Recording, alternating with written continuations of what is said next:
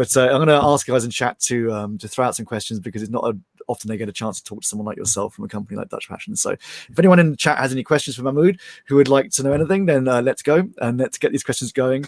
Visper's asking, will Dutch Passion be feminized only in 10 years?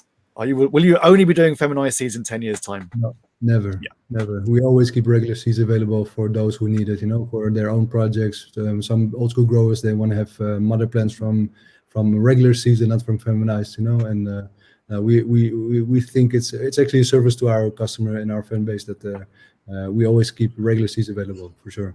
Yep, and you'll be working with the newest technologies as well in the future. In the way you started with feminized, I mean, if new things come along, you guys are going to be looking at new things as well. It's not like we're now working with the tissue culture, because we think that tissue culture will be the future in the in future days. Yeah. So, and this is it's a very whole new world of multiplying. So in a very sterile way, and also easy way to transport. So this is something that that's going to be a big role that's going to play a big role in the future.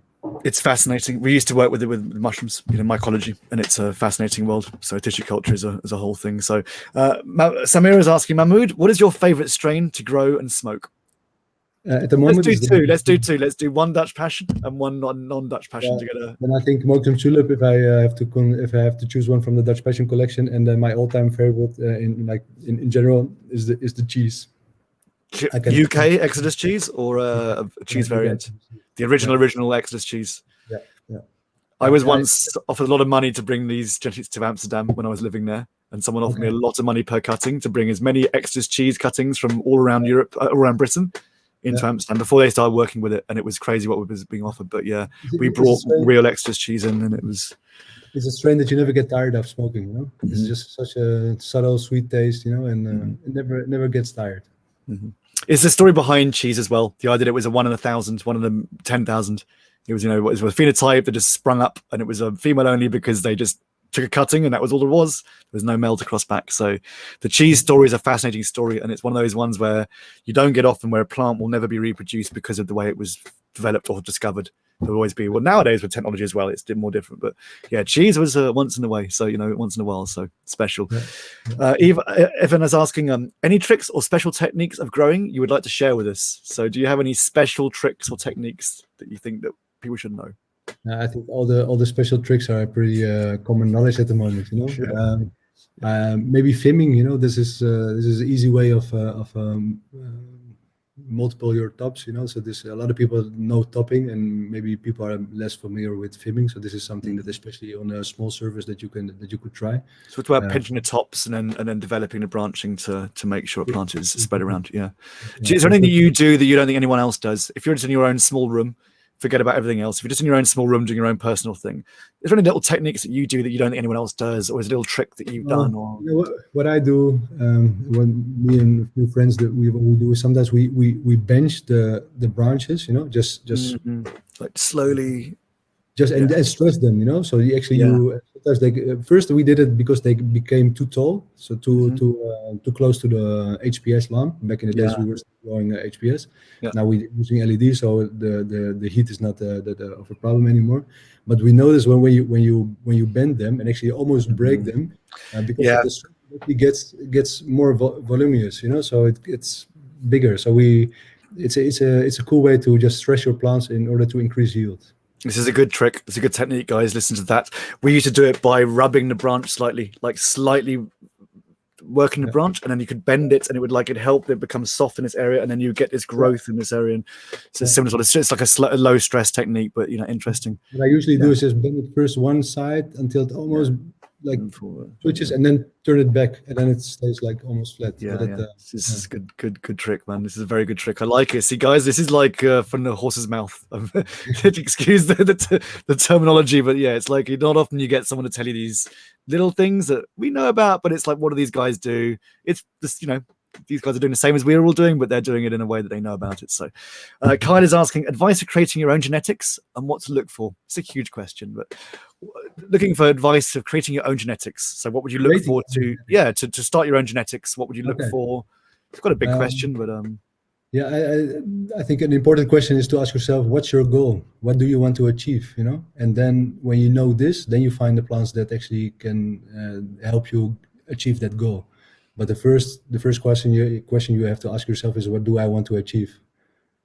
And then maybe you've grown out a few plants and you've seen some characteristics that you're really interested in, but you want to take it to a next level. So what is it exactly that you want to create, and then find the right plants to go there. So I'll adapt the question slightly, because I don't think many people ask this or think about this. Male plants. What do you look for in a male plant? Because no one ever asks about male plants. It's just, look for the biggest female plant, and I want all the characteristics of the female plant. But everyone forgets that 50% of the genetics of a plant is the male. And it's something that I know from Holland and working in Holland with colleagues of yours and people that we all know. This was it was the males was the secret sexy special room and kept to one side, and we had huge rooms full of female genetics and labels and stuff. But it was all about the sexy males that were good producers and that were strong. What do you look for in a male plant when you grow regular seeds and you're looking for a male plant? Is there a trait that you look for to know it's going to be a good crossing plant, or is it just potluck? Is it just take your chances and hope? Sometimes we just grow out a few and take clones of the ones that we use, and then we make a backup so that we know what we use. We look for vigor, of course. Sometimes we look for trichomes. What I personally do is sometimes to just rub the stem and then smell the stem. Yeah. And because they also give a distinctive smell of this, and sometimes it's not always, you're not always right, but usually with the one with the nicest smell, those are good to use as breeding material.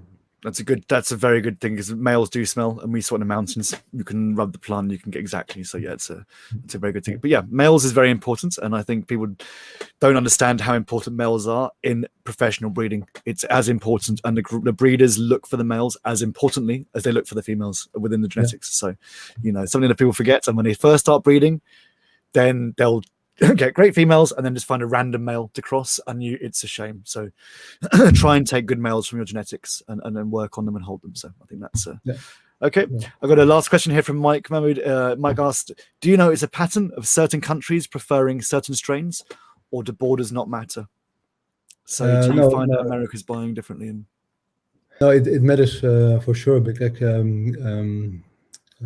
countries near the equator, they prefer sativas because of the longer vegetative period, especially when they're growing outdoors.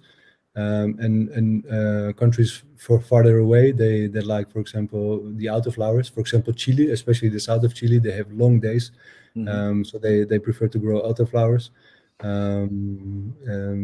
So for outdoor growers, it's definitely a geographical thing as well. Wonderful. So there's a lot of outdoor buying going on, which is interesting. There's a lot of people are buying for outdoor growth and growing them across the board. So that's fascinating. So that's good that you can see that. It's nice when you're a company, you can actually see where your products are going, and you can see, okay, outdoor is very popular here, auto is very popular here, regular is very popular here. So that's interesting, man. That's very good. Mahmoud, that's been fascinating, man. Thank you so much for coming along and talking to us. I really appreciate you. You came a bit longer and stayed for a bit longer with us. So thank you very much. And I think it's a really nice way to end our podcast today, to talk to a proper breeder from a company that's really, really, put a lot of moves in the industry and made a lot of differences to people's lives without people realizing it. So thank you very much for coming on and talking to us. Thank you for having me. If we get some interesting questions off this, maybe we'll have a little chat in the future and have some more specific breeding questions and stuff. I think you have some answers for questions that people have that don't often get answered. A lot of people, would like to know a bit more in-depth knowledge. So yeah, I think maybe we'll have a chat with you in the future. And thanks to all you guys at Dutch Passion.